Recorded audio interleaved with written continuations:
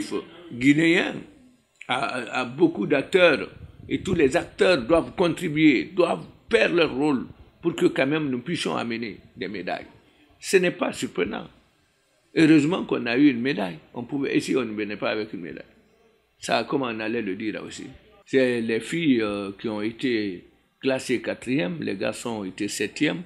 Bon, tout ça, bon, il faut quand même reconnaître l'effort de la fédération. Parce que, je vous dis, les fédérations sportives guinéennes supportent beaucoup de problèmes.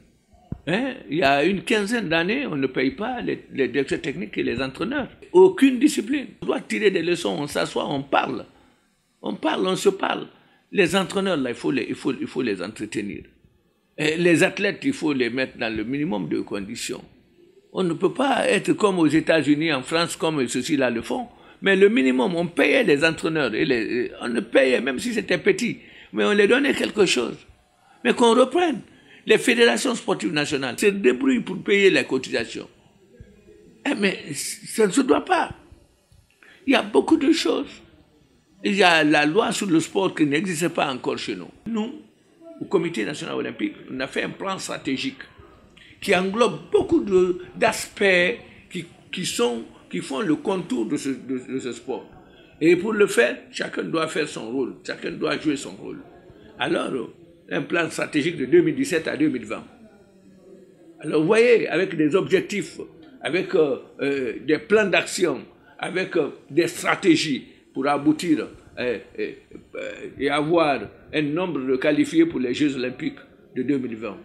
Mais comment on peut le faire? Ce n'est pas une personne, ce n'est pas des acteurs, ce n'est pas une institution seule qui peut le faire.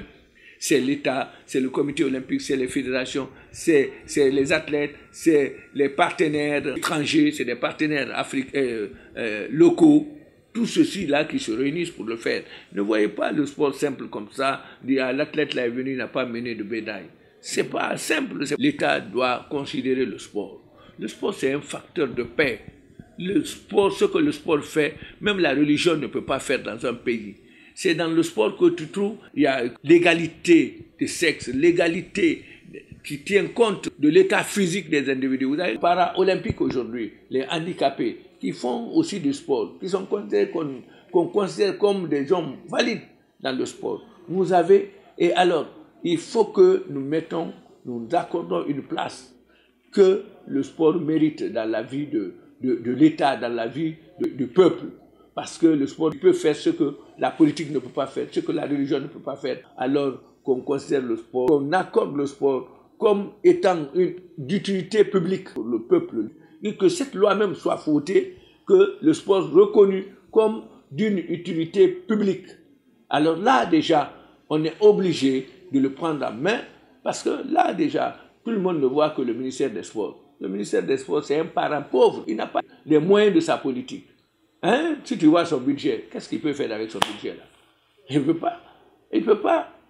Alors que ça là, ça soit là, et que s'il y a ce budget aussi, et que nous puissions voir comment gérer ensemble ce budget.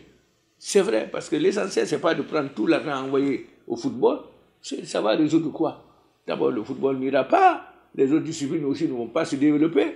Il faut prendre même le centième de ce qui va au football là, vous les divisez sur la trentaine de fédérations, vous verrez comment ça va aller. Je vous remercie aussi.